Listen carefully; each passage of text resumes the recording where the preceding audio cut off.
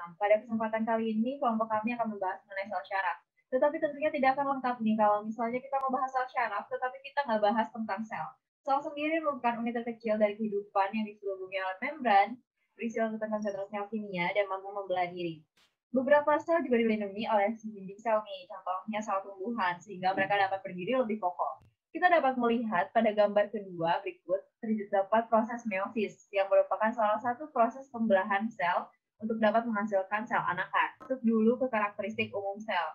Sama seperti yang tadi sudah disebutkan, bahwa sel memiliki kecenderungan untuk memproduksi diri mereka sendiri dan berkembang biak sendiri dengan baik pembelahan biner pada prokaryotik ataupun mitosis dan meiosis pada eukaryotik nih.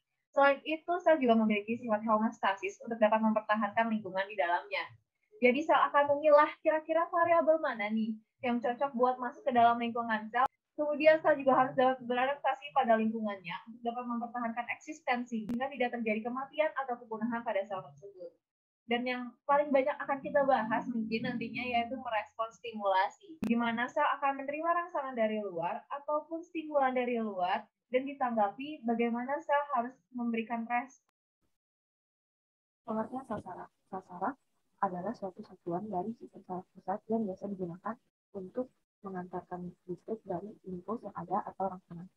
Nah, biasanya sel saraf ini juga dikenal sebagai nama neuron. Untuk anatomi sendiri bisa kita lihat pada gambar di samping. Nah, bagian yang bercabang ini disebut dendrit. Kemudian bagian tengah ini disebut nukleus. Sebelah sini ada soma. Dan perbatasan ini disebut akson. Untuk yang bagian warna oranye tersendiri ini, sedikit oranye kuningan, adalah sel dan memiliki semacam pelapisnya yaitu selimut myelin. Dan perbatasan di antaranya disebut nodus anterior. Saya akan melanjutkan penjelasan tentang sel saraf, yaitu fungsi sel saraf. Fungsi sel saraf secara umum itu untuk mengumpulkan informasi dari dalam dan luar tubuh, atau disebut juga sebagai fungsi sensorik. Yang kedua, untuk mengirimkan informasi ke otak dan sumsum tulang belakang. Yang ketiga, untuk memproses informasi di otak dan sumsum tulang belakang, atau disebut juga sebagai fungsi integrasi. Dan yang terakhir, untuk mengirimkan informasi ke otot, kelenjar, dan organ, atau disebut juga sebagai fungsi motorik. Sistem saraf di tubuh manusia itu kan dibagi menjadi dua, ada sistem saraf pusat dan sistem saraf tepi. Nah, keduanya ini memiliki fungsi yang berbeda juga. Sistem saraf pusat berfungsi untuk menerima rangsangan atau informasi dari seluruh bagian tubuh, kemudian mengontrol dan mengendalikan informasi tersebut agar menghasilkan respon tubuh. Sedangkan fungsi sistem saraf tepi untuk menghubungkan respons sistem saraf pusat ke organ tubuh dan bagian tubuh lainnya. Sistem saraf ini meluas dari sistem saraf pusat ke area luar tubuh sebagai jalur penerimaan dan pengiriman rangsangan dari dan ke otak. Sistem saraf tepi ini memiliki beberapa bagian, yaitu sistem saraf somatik dan sistem saraf otonom. Nah, keduanya ini memiliki fungsi yang berbeda. Fungsi dari sistem saraf somatik adalah untuk membawa informasi atau rangsangan dari otot, organ indera, dan otot ke sistem saraf pusat. Kemudian dari saraf pusat, sistem ini akan membawa respons rangsangan berupa gerakan seperti berjalan, membuka mulut, dan memegang suatu benda. Sedangkan fungsi sistem saraf otonom untuk mengatur kerja organ dan kelenjar di dalam tubuh. Sistem saraf ini bekerja tanpa harus ada perintah atau bekerja secara tidak sadar, seperti mengatur detak jantung dan gerak pada sistem pencernaan.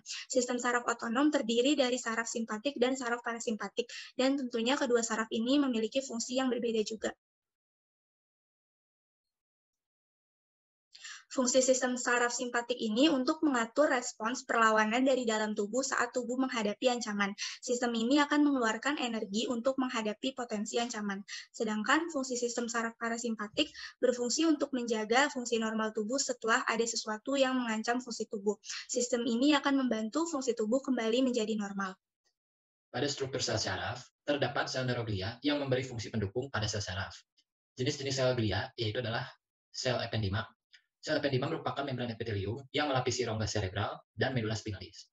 Yang kedua adalah oligodendrosit. Oligodendrosit memberi fungsi untuk membentuk sulbu myelin pada akson. Yang ketiga adalah astrosit. Astrosit memberikan fungsi mengendalikan neurotransmitter di sekitar sinapsis, mengendalikan konsentrasi ion penting seperti kalium, dan memberikan dukungan metabolisme. Yang keempat, mikroglia. Mikroglia merupakan sel imun otak yang berfungsi sebagai proteksi cedera dan penyakit otak. Yang kelima adalah sel satelit.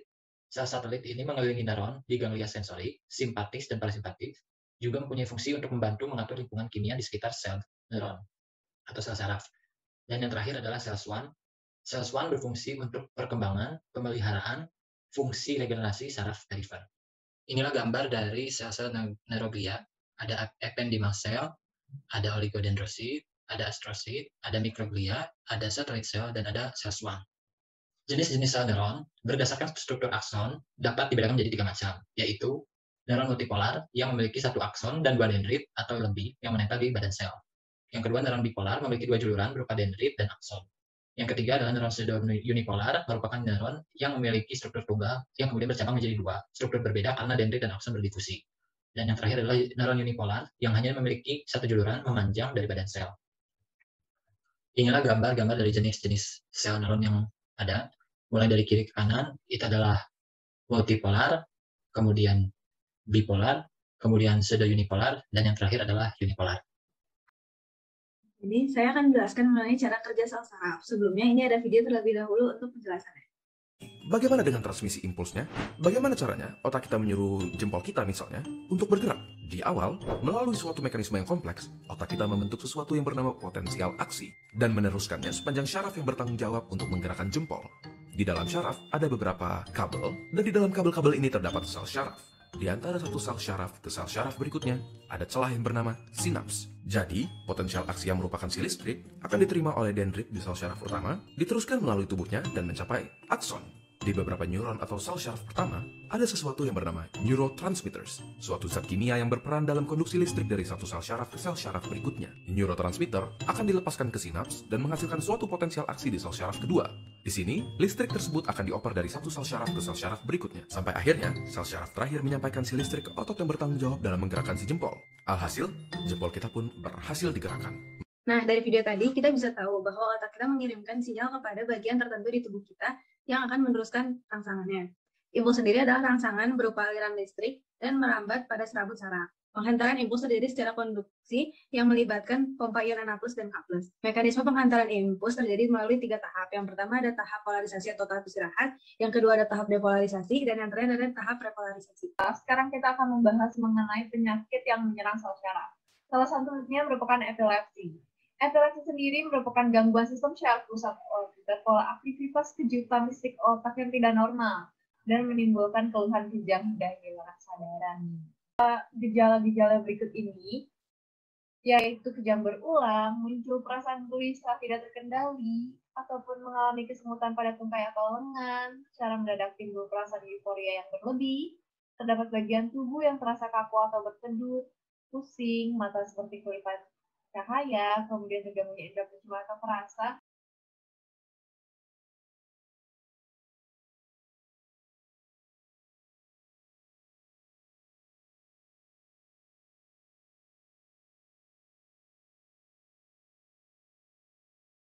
Kemudian epilepsi juga terdapat epilepsi simptomatik yang dapat disebabkan oleh cedera kepala, kemudian stroke, tumor otak, infeksi, meningitis, ensefalitis, cedera otak dalam kandungan, gangguan perkembangan otak seperti autisme dan neurofibromatosis. Nah, kenapa sih bisa terjadi epilepsi simptomatik ini? Karena penyakit-penyakit tersebut merupakan penyakit yang memberikan kerja sistem syaraf di otak menjadi tidak normal atau terjadi abnormal, sehingga kejutan listrik di otak lebih mungkin terjadi. Kemudian yang ketiga, kita memiliki epilepsi kriptogenik, di mana epilepsi ini tuh paling berbahaya karena kita belum mengetahui penyebab dari epilepsi tersebut, dan epilepsi ini masih menjadi bahan evaluasi dan studi kasus bagi para ahli. Sekarang kita akan membahas mengenai gimana cara menangani epilepsi. Pengobatan epilepsi yang umum sendiri lebih banyak menggunakan obat antikonvulsan.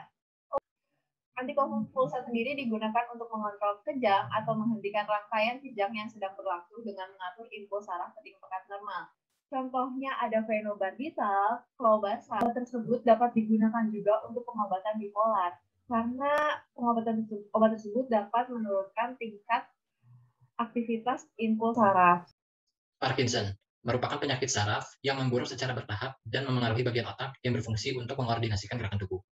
Gejala yang dialami yaitu tremor, terutama pada tangan ketika dalam posisi santai. Tremor biasanya meningkat selama stres.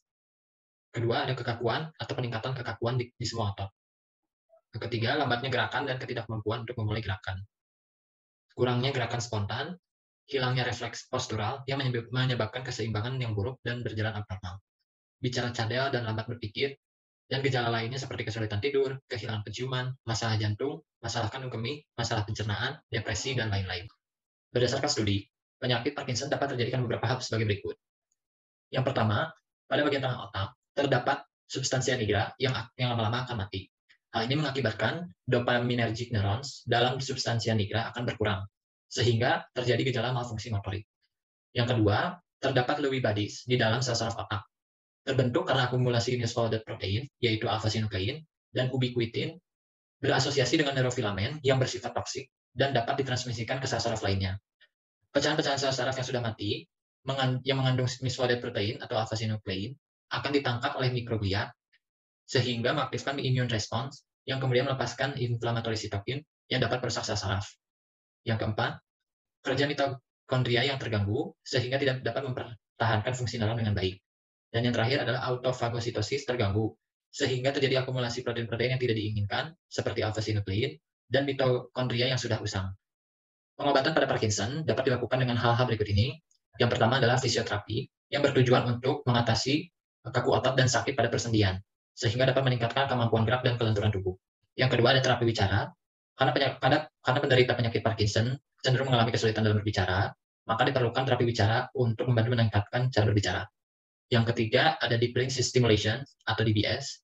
Pada metode ini, dokter akan menanamkan elektroda di bagian otak yang terganggu. DBS ini dapat menghentikan diskinesia, mengurangi tremor dan rigiditas, serta memperbaiki kemampuan gerak. Untuk jenis obat yang dapat digunakan, yang pertama adalah levodopa. Obat ini diserap oleh sel saraf di dalam otak dan diubah menjadi dopamin. Yang kedua ada anticholinergic, digunakan untuk membantu mengatasi tremor. Yang ketiga ada agonis dopamin. Obat ini memiliki efek yang sama seperti levodopa, namun tidak menghasilkan dopamin, melainkan hanya menggantikan fungsi dopamin di dalam otak. Multiple sclerosis yaitu penyakit autoimun secara khusus menyerang bagian sel neuron yaitu segmentalin dan akson. Untuk perbandingannya bisa kita lihat pada gambar sebelah kiri. Neuron yang sehat akan bisa menerima dan mengantarkan sinyal secara lancar, namun pada neuron yang telah terinfeksi oleh multiple sclerosis ini atau telah terserang oleh penyakit ini, dia hanya bisa mengantarkan sinyal secara terhambat-hambat, tidak bisa lancar. Untuk gejala klasiknya sendiri, yang pertama ada mati rasa, pandangan kabur atau pandangan benda, nystagmus atau kondisi di mana bola mata secara terus-menerus bergerak tanpa fokus yang jelas. Kemudian ada lagi telinga berdenging, bicara pelok, gangguan berkemih, DAB, serta disfungsi seksual. Nah, untuk komplikasinya sendiri, pertama ada depresi, hidradenosis atau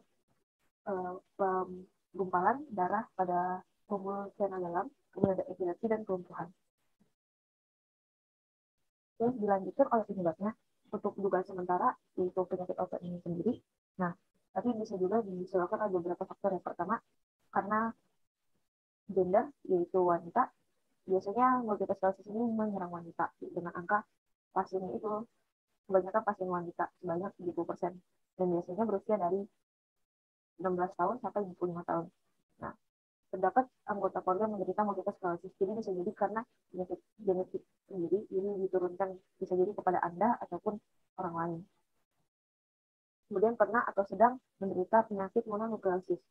Penyakit ini yaitu demam kelenjar, kemudian ada penyakit tiroid, diabetes tipe 1 dan radang usus. Kemudian karena kurangnya paparan sinar matahari, sehingga vitamin D yang diperoleh tubuh sedikit dan kebiasaan merokok. Saya lanjutkan kepada pengobatan untuk meredakan gejala multiple sclerosis. Yang pertama, jika ingin mengurangi peradangan saraf, dokter dapat memberikan obat kortikosteroid seperti prednisone, kemudian ada methylprednisolone. Nah, untuk mengurangi kaku pada otot, dokter dapat meresepkan obat yang berfungsi untuk melemahkan otot seperti baclofen dan tizanidin. Dan untuk mengurangi rasa lelah, dokter dapat memberikan methylphenidate dan obat antidepresan. Nah, untuk methylphenidate sendiri setelah digunakan pada penyakit ini juga bisa digunakan untuk narkolepsi dan juga penyakit ADHD. Nah, semua obat yang telah saya sebutkan sebelumnya adalah obat keras. Oleh karena itu, Anda harus pergi ke dokter untuk memeriksakan kondisi Anda terlebih dahulu hingga bisa diberikan obat ini. Kemudian saya lanjutkan pengobatan untuk mencegah multiple sclerosis kambuh.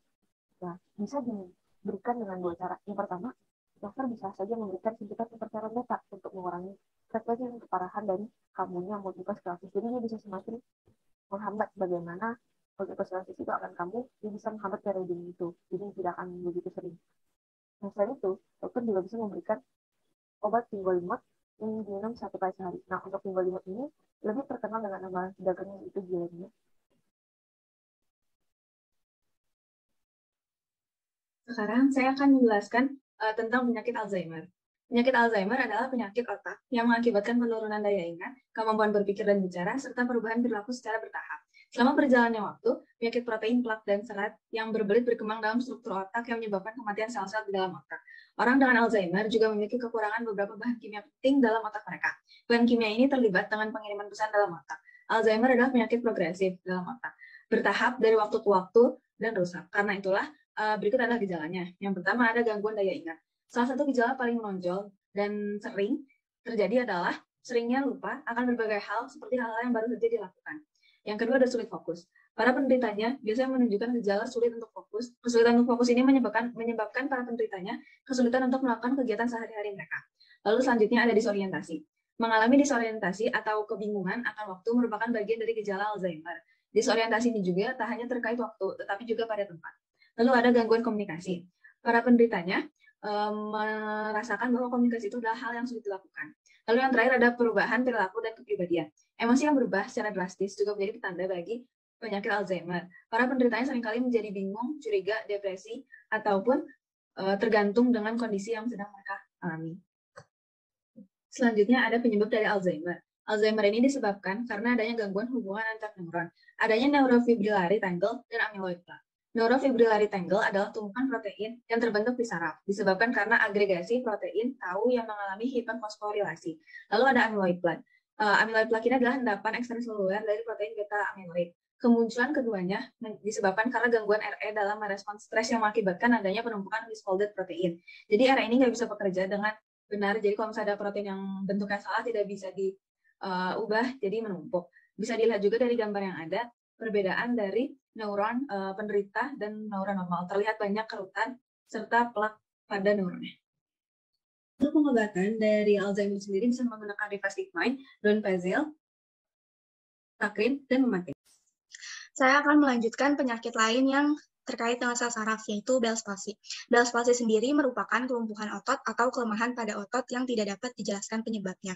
Bell's palsy bisa terjadi jika terjadi kerusakan saraf pada wajah. Gejala yang akan timbul pada penderita Bell's palsy itu yang pertama kulit wajah tampak melorot di satu atau kedua sisi wajah. Yang kedua, nyeri pada rahang atau di telinga belakang. Sensitif terhadap suara, lumpuh total pada salah satu sisi wajah, dan sulit untuk menunjukkan ekspresi wajah.